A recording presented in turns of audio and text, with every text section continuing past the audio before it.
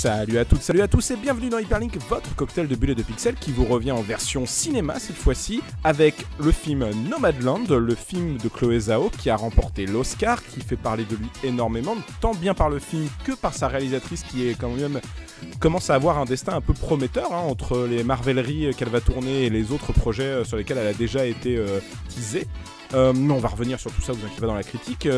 Pour parler de Nomadland et de Chloé Zhao, parce que je pense que les deux sont indissociables cette fois-ci, j'ai une brochette de cinéphiles pas piqué des hannetons, j'ai envie de dire, et on commence par Océane. Comment ça va, Océane ? Eh bien écoute, pour citer un grand philosophe dont Gabin est très fan, fait chaud putain.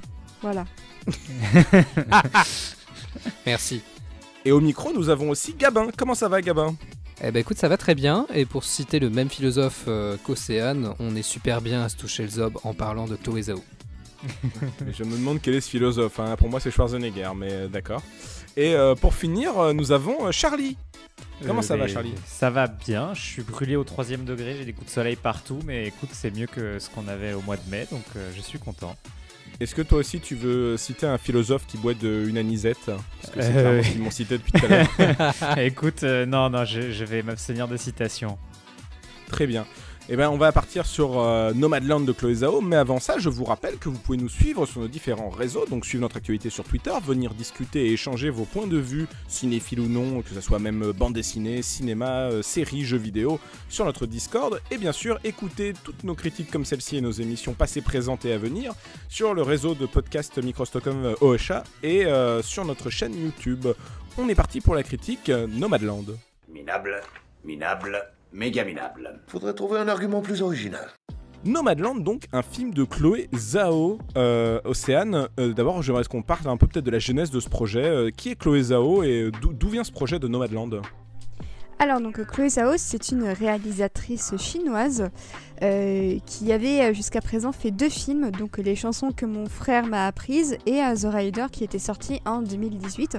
Donc ces 2 films-là ont réussi à sortir en France via un circuit indé assez limité, mais c'est vrai que son nom connaissait à se faire connaître et que avec The Rider surtout, elle avait commencé à se faire un nom, en tout cas dans le cinéma indépendant américain tout simplement, avec une approche assez naturaliste et très dépaysante si je puis dire, puisque ce que Chloé Zhao aime filmer, ce sont surtout les grands espaces américains. Donc on peut un peu dire que c'est l'une des dernières héritières un peu du western, mais avec un style un peu plus contemplatif peut-être que Michael Cimino ou Terrence Malick ne désavoueraient pas. Et en l'occurrence pour The Rider, donc il avait du coup, comme je le disais, fait un peu de bruit. Il avait eu sa petite célébrité au moment de la tournée des festivals et des cérémonies de récompense.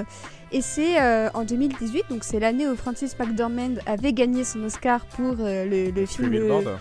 Voilà, Free Billboard, le film avec le Sam Rockwell raciste pour la 140e fois dans un film de sa filmographie. Mais on aime tellement ça en même temps. Ah, il fait ça tellement bien, ouais. Exactement. Et donc McDormand avait gagné l'Oscar et puis elle avait entendu parler d'un livre qui s'appelait Nomadland et un livre de Jessica Bruder qui racontait effectivement beaucoup d'histoires de ces gens un peu en marge du système et qui étaient nomades et donc qui roulaient dans leur van dans l'ensemble des États-Unis en quête de petits boulots pour survivre un petit peu le jour pour le lendemain.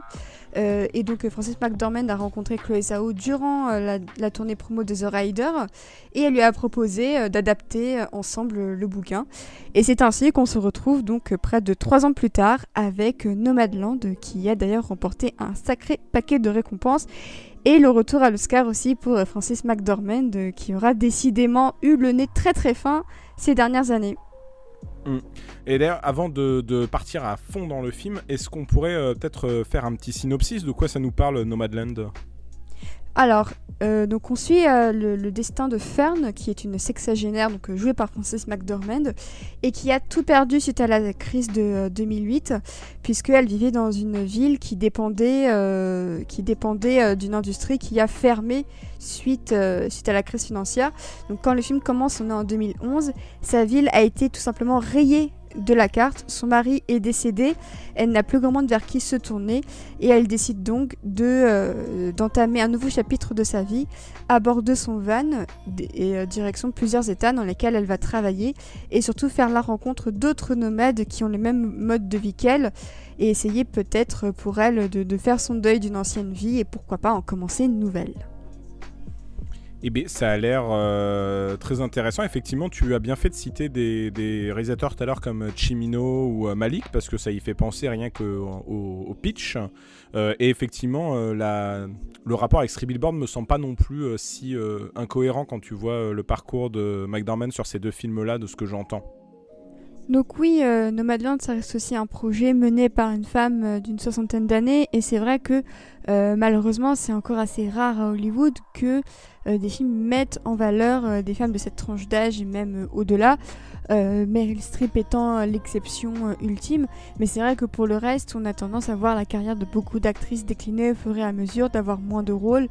On sait à quel point parfois les écarts d'âge entre un couple d'acteurs et d'actrices est quand même assez élevé et on peut souvent se retrouver avec des femmes de 30 ans en couple avec des gens qui en ont, avec des hommes qui en ont 50 voire 60.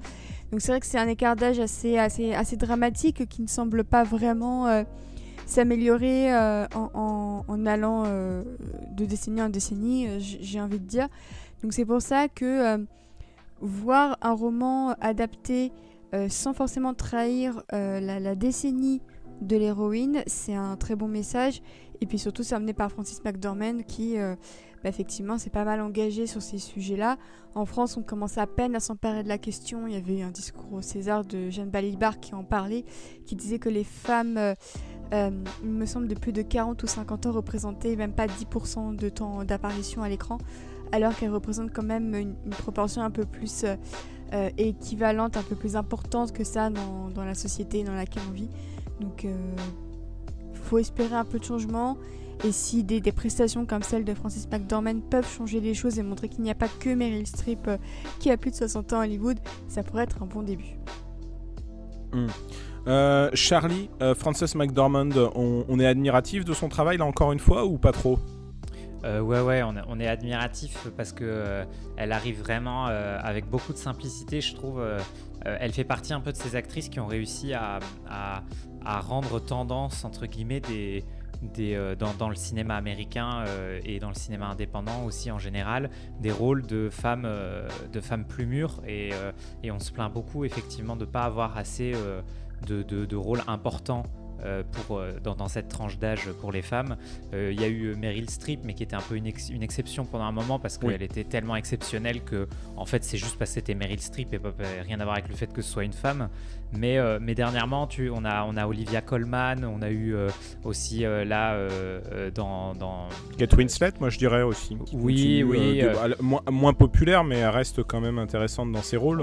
On voit de plus en plus souvent, je trouve, il y a une tendance depuis quelques années de voir des actrices confirmées qui réussissent à passer le pas et à continuer à avoir des rôles vraiment intéressants, et surtout c'est des rôles qui sont souvent acclamés par la critique de plus en plus. Et Frances McDormand, avec son côté très atypique, elle a toujours eu un jeu très particulier, et le virage social qu'elle fait là depuis quelques années en même temps qu'en fait elle passe un certain cap au niveau de son âge est vraiment intéressant, et je suis très heureux qu'elle réussisse à faire vivre, à incarner un peu autre chose à Hollywood aujourd'hui, et clairement elle réussit de nouveau le pari avec ce film où elle est assez extraordinaire de simplicité. C'est une simplicité, et je trouve aussi c'est une force brute, hein, j'ai l'impression à chaque fois. Gabin, toi t'en penses quoi de Frances McDormand? Ça va ou ça va pas? J'ai pas grand chose à rajouter de plus sur ce qui a été dit, puisque déjà Frances McDormand dans Three Billboards ne déméritait pas son Oscar et ne démérite encore moins sa réputation pour Nomadland. Et comme le disait Charlie, en fait elle impose tellement sa présence d'emblée. Et après, comme l'a dit Océane, il faut savoir que c'est vraiment elle aussi qui a été à l'initiative du film, qui allait chercher Chloé Zhao pour travailler donc l'adaptation du livre de Jessica Bonder. Donc ce sont vraiment elles deux qui ont fait naître ce projet. Et moi je suis vraiment admiratif de la manière dont le film montre donc ce personnage de Fern qui décide de vivre complètement aux antipodes des clichés de la société, voilà, d'une femme mariée avec sa maison et toute sa vie qui va bien. Donc elle forcément elle a tout perdu et donc elle vit tout de même dans son van d'un job à un autre, d'une petite ville à une autre, donc dans ces terres un peu perdues des États-Unis. Et malgré tout, à travers le film, bien qu'elle ait la chance de retrouver une vie qu'on dirait normale, elle souhaite toujours se confronter à ses choix de vie, et il n'y a aucun jugement, il n'y a aucun... c'est pas... Il n'y a pas de dédain en fait particulier, c'est vraiment Fern, le choix qu'elle fait. Et voilà, c'est tout simplement. Ce qui est intéressant aussi de ce que j'ai compris, moi j'ai pas eu la chance de voir le film encore, c'est que Chloé Zhao, elle mixe donc des acteurs donc comme Frances McDormand avec entre autres des gens qui sont pas spécialement acteurs, donc des vrais nomades, tu me disais Océane, et du coup il y a un vrai mélange qui se fait pour créer un truc assez pas unique parce que c'est déjà arrivé, mais en tout cas toujours très singulier à voir au cinéma parce que c'est un peu mi-chemin entre fiction, réalité, docu et film de genre. Exactement, et puis il faut savoir que déjà sur The Rider, donc son précédent film, le cow-boy dont elle suit la vie, dont elle suit le parcours au quotidien, c'est un vrai cow-boy, si je puis dire, qui vit vraiment avec sa famille. Et en fait, elle suivait vraiment leur quotidien. Donc la fille du cow-boy était vraiment sa fille et tout ça. Et si ce n'est pour 2-3 détails qu'elle a changé pour un peu plus de dramaturgie, en fait, c'était vraiment pas du documentaire à proprement parler. Mais c'est vrai qu'elle arrivait déjà très bien à brouiller les pistes entre fiction et réalité. Et d'ailleurs, le cow-boy qui s'appelle le Brady Jandro, il me semble, il était venu à Paris à l'époque pour la promotion de The Rider. Il était venu avec sa femme et son enfant et c'était adorable à regarder. Et il parlait un petit peu de sa méthode et effectivement, elle se reposait énormément sur l'authenticité des réactions, du jeu. Et le fait que justement ce ne soit pas un acteur professionnel l'aidait à acquérir une sorte d'authenticité qu'elle n'aurait pas pu forcément avoir si elle avait eu un acteur de la A-list pour jouer ce cow-boy qui est sur le point de tout perdre parce qu'à cause d'un accident, s'il a à nouveau une chute de cheval, il peut en mourir. Donc de ce point de vue-là, c'est quand même un drame assez intense, assez compliqué et qui est très touchant et que je vous recommande vraiment. Et là, en l'occurrence, elle reprend un peu le même procédé sur Nomadland. Et je trouve que c'est une excellente idée en fin de compte parce que c'est bien aussi de donner la parole à ceux qui vivent vraiment l'état de nomade. Je pense que même en voyant le film, on ne peut pas vraiment deviner à quel point c'est une vie pas comme les autres, tout simplement. Et notamment ce personnage de Linda May qui est une petite retraitée toute gentille de 75 ans et qui explique au début du film qu'en fait elle ne touche que $550 de retraite par mois, sachant qu'elle a travaillé toute sa vie. Et en fait quand on apprend ça, ça ancre d'autant plus le film dans une situation qui est la précarité des retraités aux États-Unis. Comment le système américain les a un petit peu lâchés, abandonnés au final. Et je trouve ça bien aussi de donner la parole à des gens qui vivent vraiment cette situation au quotidien parce que malgré tout le respect et tout l'amour qu'on a pour Frances McDormand, je doute qu'un jour elle se retrouve dans la même situation qu'une Linda May par exemple. Et c'est pour ça aussi que c'est bien de donner la parole à ceux qui vivent ça vraiment au quotidien. Et puis je trouve que ça renforce aussi, on voit aussi à quel point Linda May et Frances McDormand ont vraiment créé des liens toutes les deux. Et je trouve que leur amitié, leur complicité est vraiment authentique. On n'a pas l'impression qu'elles jouent à être amies, mais qu'elles le sont vraiment, qu'il y a un lien de respect qui s'est créé entre elles. Et je trouve que ça fait partie des meilleures scènes du film lorsqu'elle interagit avec les vrais nomades parce que ça ajoute une touche d'émotion supplémentaire et c'est pour ça que ces scènes-là m'ont vraiment énormément touchée. Peut-être plus que celle de Fern et de son cheminement intérieur, mais ça on en parlera un peu plus tard je pense. Bah, on peut revenir déjà juste sur une idée de Fern, c'est-à-dire Fern elle est un peu témoin. Gabin, toi cette idée elle t'a marqué que du coup en plus comme c'est une actrice professionnelle qui joue avec un casting en partie amateur, ça donne aussi cet aspect regard autre.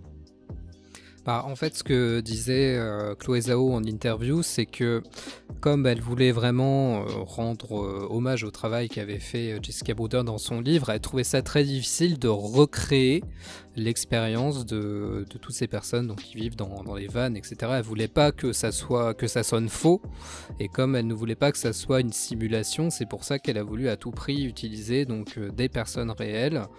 Et donc c'était pour elle, avoir le personnage de Fern, c'était la manière dont elle pouvait attirer l'attention du public à travers son arc familial.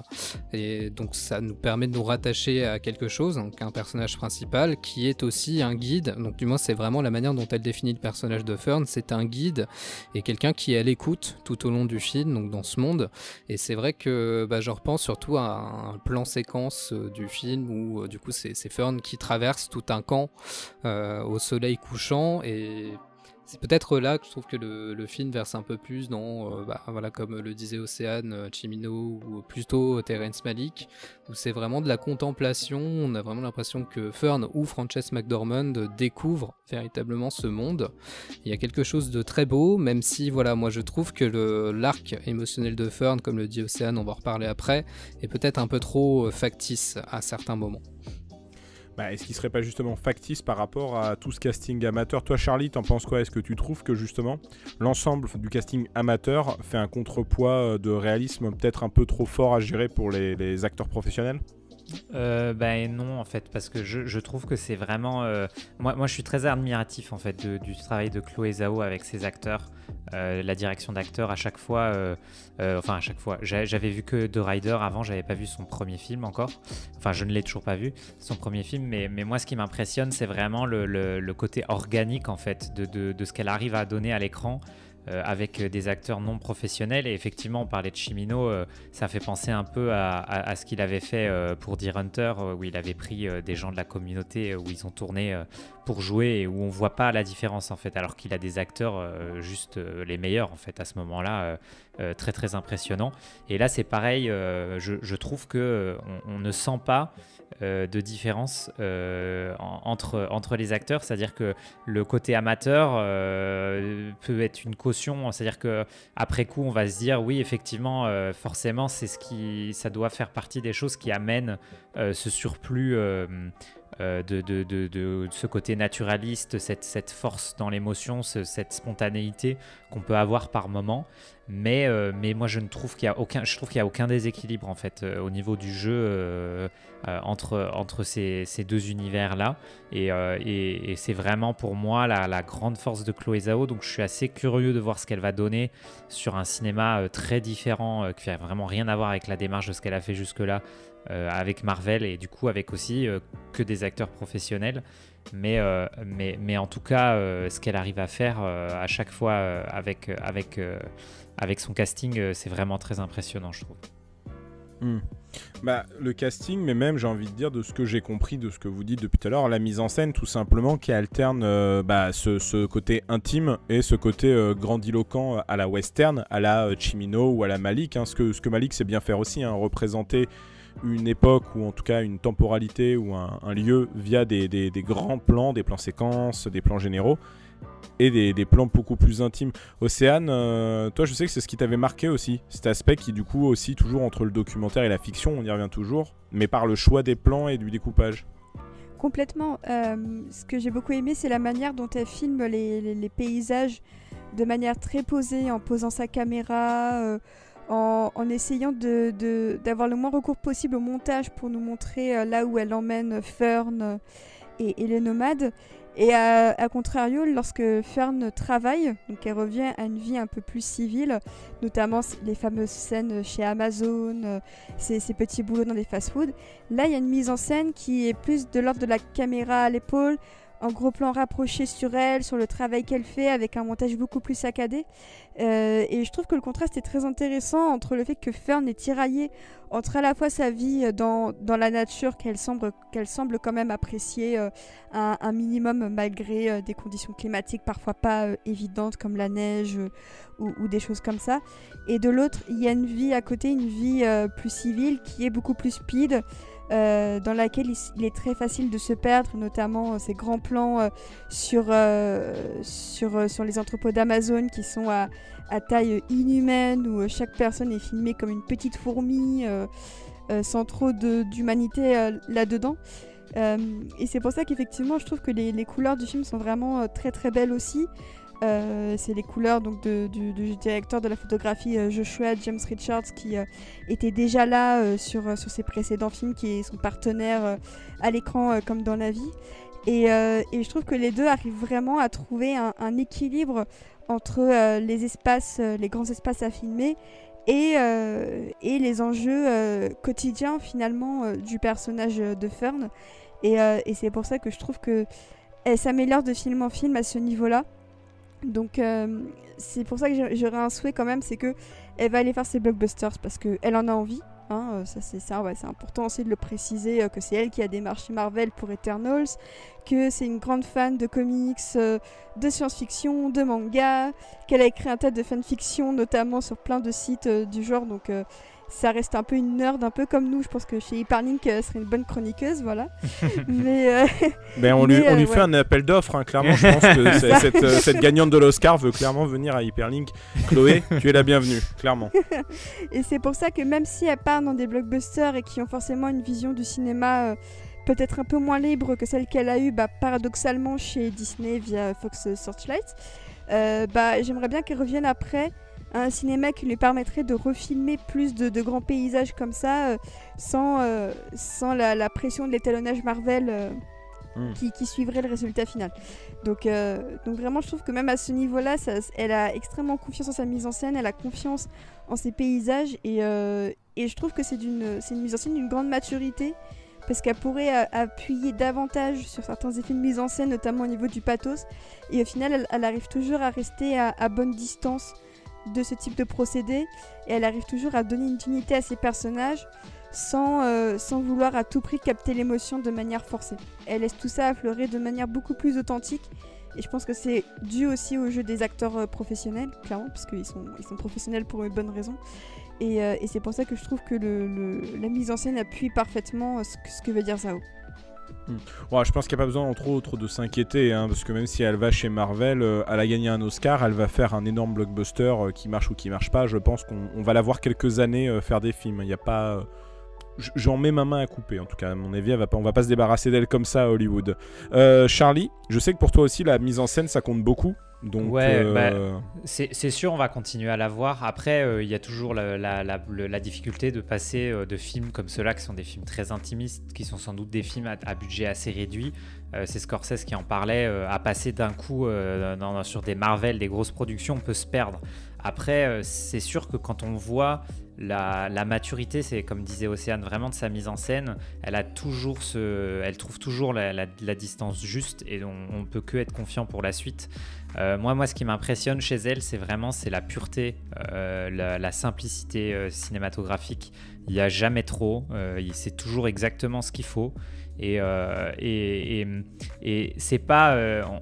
on est naturaliste, mais c'est pas du cinéma social à l'épaule. Ça reste très très cinématographique tout le temps. C'est-à-dire c'est simple, mais c'est très bien découpé. C'est c'est vraiment très soigné, et on a des plans qui sont toujours très forts. C'est des choses qui sont extrêmement simples mais qui fonctionnent. On a des motifs qui reviennent. Moi, il y a quelque chose qui m'a beaucoup marqué. Moi, c'est les plans sur la route, en fait, forcément très important par rapport au sujet. Mais on a beaucoup de plans de dos de ce van.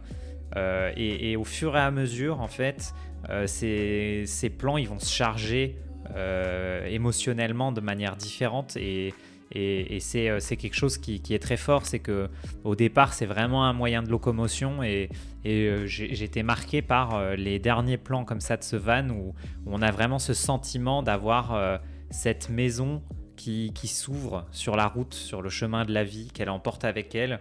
Et c'est plein de petites choses comme ça qui sont extrêmement simples, qui sont pas appuyées, qui sont pas, on laisse vraiment le sens venir au spectateur par lui-même. Et on retrouve ça tout le temps, quoi. Et c'est un vrai bonheur de pouvoir regarder des films qui sont vraiment aussi purs, quoi, cinématographiquement parlant. Et ça dénote d'une très grande humilité, je trouve. Et en même temps d'une très grande maturité et assurance dans sa mise en scène, comme le soulignait Océane.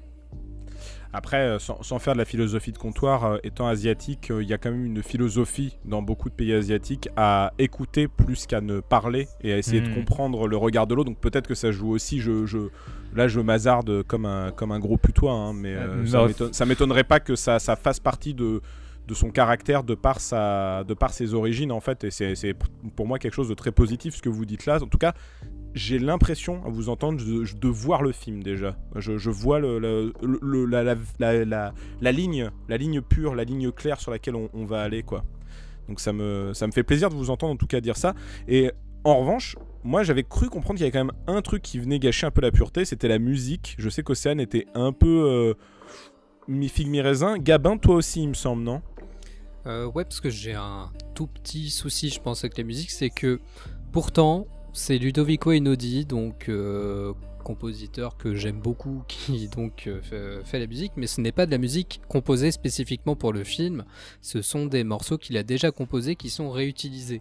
Donc je ne sais pas si c'est ça, mais du coup je trouve que ça fait un peu, on a mis de la musique parce qu'il fallait en mettre, de la musique extra-diégétique, parce que de la musique dans le film il y en a, qui fait sens parce que c'est vraiment Fern, voilà, donc avec les personnes qu'elle rencontre ou elle assiste à des concerts, donc déjà la musique intradiégétique dit aussi vraiment quelque chose de ce monde-là, alors que la musique de Ludovico Einaudi choisie fait un peu faut rappeler que c'est un film dramatique et qu'il faut quand même un peu du piano tire-larme pour rappeler que ce qu'a vécu Fern c'est pas simple, hein. Voilà, c'est quand même un peu dur.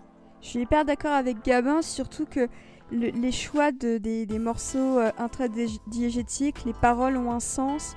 Les styles de musique selon les personnes qu'elle rencontre, ils ont un sens, et je trouve que c'est limite dommage d'avoir autant dénaturé un peu le travail de la musique intradiégétique avec ces morceaux qui effectivement ils sont pas mauvais, qu'on s'accorde bien, c'est pas désagréable à entendre, mais ça fait vraiment très fonctionnel. Et là où The Rider avait une approche un peu similaire, mais qui était à mon sens beaucoup plus organique, parce que le film avait quand même davantage de conflits, ne serait-ce qu'au niveau de son héros et de ce qu'il vit, bah là j'ai trouvé que c'était limite en trop, et je sais pas ce que j'aurais fait à sa place, parce que c'est vrai qu'il y a des morceaux où c'est vraiment, on suit juste le van qui roule, et effectivement c'est vrai que le silence, peut-être que ça aurait été peut-être un chouïa trop froid. Mais effectivement, c'est vrai que ce choix-là, en particulier de ces morceaux-là pour l'extra-diégétique, ça sort un peu de l'approche documentaire. Ça recentre un petit peu le récit dans les vraies émotions de Fern, ce qui n'est pas un mal parce que du coup, elle est quand même très bien caractérisée dans le film. Ça, c'est pas un problème, elle est très bien écrite. Mais c'est vrai que ça appuie un chouïa trop. C'est comme si tu mettais 2 couches de meringue dans ta tarte au citron alors qu'une seule suffisait. Bonne comparaison. Ça. Charlie, toi aussi, t'as un souci avec la musique ? Pas trop, en fait. J'entends tout ce qui est dit et en fait, je comprends le ressenti, mais moi, j'ai vraiment pas eu de problème avec la musique. D'autant que je trouve que la tonalité, en fait, cette espèce d'atmosphère qu'amène Ludovico Einaudi, il y a un côté très, comment on pourrait dire ça, très serein en même temps qu'il est mélancolique, et il y a une touche de nostalgie dedans. Je trouve que ça fonctionne très très bien avec en fait tout ce qui transpire du film, avec j'ai oublié le nom de ce personnage qui leur donne des conseils, le barbu Bob Wells. Oui, c'est ça, exactement. Qui prodigue donc des conseils au fur et à mesure du film et qui en fait est la personne qui vient, comment dire, qui vient donner du sens en fait à tout ce parcours et au choix de vie qui est fait par ces nomades. Je trouve vraiment que la musique, elle permet bien de retranscrire cette comment on pourrait dire ça, ce chemin en fait qui est pris par les personnages. Et puis ça reste vraiment, pour moi, c'est pas du cinéma documentaire, c'est-à-dire que c'est un cinéma qui est très vrai, qui est naturaliste, mais ça reste vraiment du cinéma, hein. Ça reste une fiction. Oui, et après il y a pas d'intrigue, c'est vraiment une succession de moments pour moi qui sont vraiment des moments humains qui au fur et à mesure s'additionnent et provoquent quelque chose, mais comme la vie en fait, hein. On évolue dans la vie mais sans qu'on ait l'impression que tout suit un chemin tracé dès le départ en fait. C'est l'accumulation, à un moment il y a un déclic et tout fait sens, et c'est un peu ça pour moi son cinéma, mais ça reste du cinéma, et donc pour ça je suis pas gêné d'avoir de la musique extra-diégétique qui colle pas avec ce qu'on peut avoir en intra-diégétique, même si je comprends le ressenti qu'ont pu avoir Gabin et Océane. Après, n'oublions pas que tout n'est pas décision de réalisateur, et que je pense par exemple à un film qu'on avait critiqué à l'époque avec Charlie, qui était Ad Astra de James Gray, où on avait été un peu gêné par la voix off, et on avait appris après coup que n'était pas de la volonté forcément de James Gray, mais de la production, qui trouvait que le film manquait d'une ambiance musicale. Donc ça peut aussi jouer de ça, hein. Ça faut... Je suis d'accord. En plus, je me souviens que pour Ad Astra, je me souviens que Max Richter avait été secondé par un autre compositeur pour créer des morceaux un peu plus d'action. Et là, je me prends à rêver de Max Richter sur la bande-son d'un film de Chloé Zhao. Voilà. Bon, je pense qu'on a fait un gros tour du film. On va quand même finir sur l'aspect politique, via ce qu'il raconte, mais via surtout ses différentes victoires aux Oscars, à la Mostra et autres cérémonies. Quand on voit le film, effectivement, il y a un propos politique, comme tu le sous-entendais, Océane, tout le long de la critique. On l'a dit, le macro et le micro se mélangent assez bien. Et à travers ces portraits de personnages, c'est une vision de l'Amérique qui nous est donnée. C'est pas la première fois, on a déjà eu des films qui nous faisaient ça, mais c'est toujours aussi intéressant. Moi, je pense à des films comme, même si c'était un peu plus fictionnel, Lost River de Ryan Gosling. Je pense aux Bêtes du Sud sauvages, je pense à Mud, qui étaient tous des films de genre, mais qui proposaient à travers ça une vision. Donc là, c'est un autre style parce que c'est le documentaire, mais c'est en tout cas le faux documentaire, si on peut dire. Mais ça propose quand même cette vision, de ce que je comprends. Oui, complètement. C'est vrai que, notamment aux États-Unis, à l'époque où le film est sorti, en fait, des voix se sont élevées pour dire que le film ne critiquait pas Amazon, que la vision donnée était un petit peu sympatoche, qu'en plus le film a vraiment été tourné dans les entrepôts Amazon, donc ce qui pouvait expliquer cela. Moi, j'ai envie de dire que je ne m'attendais pas à rentrer dans Nomadland en attendant une critique du consumérisme et de l'ubérisation et des livreurs, parce que déjà ça je le sais. Je trouve aussi que Nomadland le rappelle très bien, notamment via le personnage de Linda May qui a, on le rappelle, 75 ans. Enfin, à 75 ans, sauf si t'aimes vraiment ton taf, t'es pas censé bosser. Enfin, t'es censé écouler des jours heureux à la retraite. Donc, je trouve quand même que le symbole de voir des personnes aussi âgées bosser chez Amazon, ça en dit quand même beaucoup sur le système américain et même le système qui est un peu partout dans le monde maintenant, avec cette ubérisation que montrait déjà Ken Loach dans l'un de ses derniers films. Mais c'est vrai que pour moi le film est politique dans le sens où il montre à quel point la crise a eu des effets auxquels on ne s'attendait pas forcément, même nous qui sommes européens. C'est-à-dire que je ne connais aucune ville française qui a été tout simplement rayée de la carte parce que la crise de 2008 a eu des conséquences, alors qu'elles ont été nombreuses en France aussi. Bon, alors après, c'est normal, les États-Unis font 4 fois, ils font 10 fois notre taille, donc c'est forcément. Non, mais je contredis pas ce que tu dis, mais ça me semble logique qu'on ait moins subi ce contre-coup-là que eux. Complètement. Mais le fait est que quand le film commence avec telle ville a vu son industrie s'effondrer suite à la crise de 2008, et la ville n'existe plus du tout. Bon, tu commences le film, tu te dis ah oui, ok, il y a un truc dramatique qui s'est passé. Je trouve que le film est très intéressant à mettre en symbiose le deuil de Fern, de son mari, mais aussi de son ancienne vie et de sa ville. Et c'est pour ça que la fin est très, très intéressante quand elle décide d'affronter son passé en y retournant, hein, tout simplement pour essayer de faire la paix avec ça. Mais je trouve que c'est vraiment aussi le portrait d'une femme en deuil, tout simplement, de Nomadland. Et c'est un portrait de femme en deuil autant dans sa vie personnelle que dans sa vie tout court. C'est-à-dire qu'à 60 ans, devoir se réinventer, devoir vivre dans un van et faire des petits jobs saisonniers dans des fast-foods ou chez Amazon, on est évidemment dans un film très, très politique. Parce que déjà le sujet même est politique, mais parce qu'en plus l'approche donnée avec la parole donnée aux vrais nomades, avec justement ce choix des paysages, ce choix des états choisis, le fait de partir d'une histoire vraie, tout film est politique évidemment, mais celui-là l'est davantage et quand on voit que il sort dans une configuration où les États-Unis sortent d'une année de Covid, dans une année qui a été financièrement extrêmement compliquée, où de plus en plus il y a de gens à la marge. Il y a cette bande dessinée aussi signée Joshua Dysart qui se déroule à Venice Beach et qui montre très bien qu'il y a un immense souci avec les sans-abri actuellement à Venice Beach qui est pourtant censé être un paradis un petit peu hipster. Donc ça montre aussi à quel point aucune partie des États-Unis n'est isolée par tous les soucis de précarité depuis de nombreuses années. Et en fin de compte, à la fois les nomades et les sans-abri sont un peu la partie émergée de l'iceberg. Donc est-ce que ça pourra prendre fin à voir. Mais c'est vrai qu'en tout cas Nomadland montre à quel point on peut avoir une vie un peu sans attache avec ses avantages comme ses inconvénients, que la plupart d'entre eux peuvent renoncer à cette vie-là puisqu'ils ont parfois de la famille ou des amis ou alors ils peuvent tout simplement se poser avec un peu de stabilité financière. Néanmoins, ce n'est pas le cas de tous les nomades et le film montre très bien la multiplicité de chaque nomade et n'en profite pas pour les juger ou quoi que ce soit, mais montre simplement des parcours de vie. Donc ce que montre Nomadland, c'est que à la fois c'est une vie qui permet de vivre entre guillemets sans attache, même si il arrive que des gens se recroisent sur les routes, et ça c'est vraiment un aspect du film que j'ai beaucoup aimé, le fait qu'elle recroise par-ci, par-là au fil des mois des gens qui étaient un peu dans son périmètre mais à qui là elle peut vraiment parler, et c'est un aspect un peu à la Into the Wild aussi, ça que j'avais bien aimé.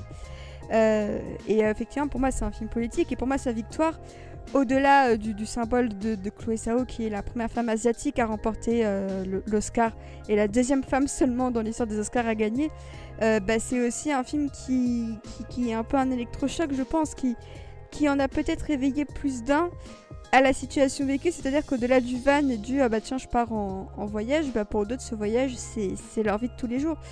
Et je trouve que c'est un cri d'alarme par rapport à la situation aussi des personnes âgées, parce qu'on voit ce qui se passe en France avec toutes les réformes qui tentent de passer un peu en loose day, mais aux États-Unis c'est encore pire, et on en voit les conséquences aujourd'hui, quoi. C'était les boomers d'hier sont aujourd'hui les précaires d'aujourd'hui, c'est assez tragique comme situation. Ah tout à fait, de toute façon, mais ça fait des années qu'on a des films, même en France, qui parlent de cette situation. Ils sont moins impressionnants et moins médiatisés, mais je me rappelais, j'ai oublié ce film français qui parlait des centrales nucléaires, je crois que c'est Grande Centrale, justement, avec Léa Seydoux, Grande Centrale, par exemple, que j'avais trouvé très intéressant. J'avais trouvé plutôt intéressant sur la question, justement, de ces gens, de ces villes qui ne vivent que pour un seul domaine et un seul corps de métier, où je disais tout à l'heure Lost River de Ryan Gosling, avec Ryan Gosling qui est voleur de cuivre, entre autres, dans une ville à moitié abandonnée. Donc là c'est un film américain, mais oui, effectivement, c'est vrai que c'est une situation que le cinéma s'accapare de plus en plus. Gabin, toi cette politisation du cinéma, en tout cas de ce cinéma-là, elle t'intéresse ? En tout cas, ce qui est assez drôle, c'est qu'en lisant des interviews de Chloé Zhao, elle dit, de toute manière, je fais pas du cinéma pour vous convaincre des idées politiques que j'ai, moi. Elle dit, certains pensent que mon film est politique, d'autres non, c'est pas grave. Elle dit, je ne fais pas des films pour que les gens soient d'accord avec moi. Mais elle part du principe que de toute manière, dès qu'on met en lumière des communautés marginalisées, on a forcément un point de vue qui s'installe en fonction de nous, des idées préconçues qu'on a. Après, moi, quand je vois que le film commence et se termine par un plan sur le gros logo d'Amazon alors que c'est un film Searchlight, ça me fait un peu rigoler, et je trouve ça très paradoxal parce que justement on a l'impression quand on est au début chez Amazon que c'est très cool, qu'on est là à se donner des exercices sur la sécurité en rigolant, tout le monde s'entend bien. Et on se dit bah ouais, mais dans ce cas-là, pourquoi les jobs qu'ils proposent c'est pas des jobs à temps plein ou voilà, il y a quelque chose d'un peu paradoxal quand même, même si Amazon paie le parking pour les vannes, etc. Enfin voilà, on se dit bon, ils ont l'air quand même de profiter de ce système de gens précaires qu'on a que 3 semaines et qu'on lâche. Voilà, c'était assez rigolo et je me souviens aussi de l'analogie que je trouve assez juste que fait la sœur de Fern à un moment, donc quand Fern se réunit donc avec sa famille et sa sœur dit bah moi j'ai l'impression qu'en fait Fern elle continue une tradition américaine qui est celle des pionniers, enfin voilà des chercheurs d'or donc qui allaient d'endroit en endroit pour espérer faire fortune. Voilà, Fern elle est dans son van et donc elle va d'un état à l'autre pour survivre. Donc d'un côté oui c'est une manière de continuer une tradition américaine, mais d'un autre c'est quand même assez triste. Bah c'est une tradition un peu tristoune, oui, effectivement. Charlie, toi, Ouais. le cinéma qui se politise pour parler de sujets plus sociaux à travers sa mise en scène, je sais qu'en général ça te plaît. Là c'est un des enjeux du film qui t'a plu, ou au contraire non, toi tu t'es quand même plus laissé porter par le propos artistique de portrait intimiste à gros paysage? Bah, c'est ce qui est intéressant en fait, c'est que c'est un film qui est politique nécessairement, mais c'est pas un film qui est politique dans son intention en fait. Et je trouve que c'est toujours intéressant d'entendre un réalisateur ou une réalisatrice confier quelle est sa démarche et de retrouver en fait cette démarche dans le résultat final, parce que c'est pas toujours le cas. Et là effectivement on comprend pourquoi non, c'est pas l'objectif n'est pas de dire que Amazon sont méchants ou que tel job est horrible, parce que en fait c'est vraiment un état, c'est plus un état des lieux d'une partie de la population. Et moi ce que j'aime vraiment chez Chloé Zhao, c'est en fait c'est la manière dont elle donne de la dignité aux gens qu'elle filme et qu'elle choisit de montrer à l'image. Et c'est quelque chose que j'aime vraiment beaucoup, moi, dans le cinéma, c'est quand on a des personnages qui sont dignes. Et à aucun moment, en fait, ils ne sont jamais présentés comme des victimes. En fait, c'est des victimes de fait d'un système et qui doivent choisir, en fait, une vie différente. Et par leur choix, ils vont questionner en fait la société américaine actuelle. Ils vont pointer des problèmes, des dérives par ce qu'ils sont en tant que tels. Et le film n'a pas besoin d'appuyer ça. Il a juste besoin de les montrer et de mettre en avant ces gens qui sont des gens foncièrement courageux en fait, qui affrontent la vie parce qu'ils n'ont pas le choix. Et en ça, en fait, le film est beaucoup plus fort que n'importe quel film politique. Bon, eh ben écoutez, je pense qu'on a fait un très très beau et très très grand tour de la question autour de Nomadland, donc de Chloé Zhao, qui est actuellement en salle. Merci à vous trois. Merci Océane, merci Gabin, merci Charlie pour cette critique qui était pleine d'émotions, pleine de très beaux échanges et de très belles idées, moi j'ai trouvé. Vous êtes en tout cas très calme, ça me change de certains autres chroniqueurs. Le vilain. Voilà. Exactement.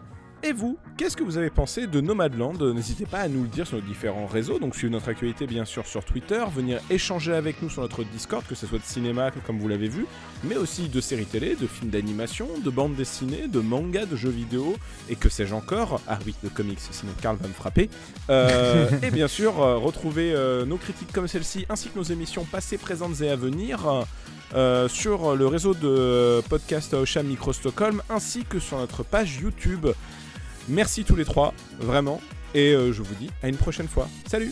Salut! Salut tout le monde! Salut!